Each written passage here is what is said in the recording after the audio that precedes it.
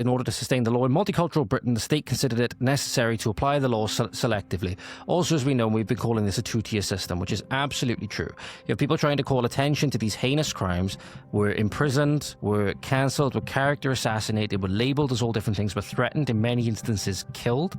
Okay, not just victims of these grooming gangs as well, but also people who were trying to speak out about it, and if not killed, at least threatened and had to go into hiding at the very least. The government applied the law selectively. They applied a blatant two-tier system. In which case, if you were a person bringing these issues forward, you were an enemy of the state. But if you were a disgusting Islamic, migrant child rapist, you were a vote. You were a vote that the establishment wanted to count on because they wanted to devalue the vote that the ethnic British peoples have as determining their own future. They wanted to take the ability for the British people to select their own future away from them, democratically at least, take it away from them by importing votes to an extent where they can be outvoted as a bloc. And that's what you're seeing now in many instances where the ethnic British are simply minorities and they don't have a say. They don't have a say. They're often governed by foreigners. And you know you're an occupied country when foreigners hold the whip over the natives.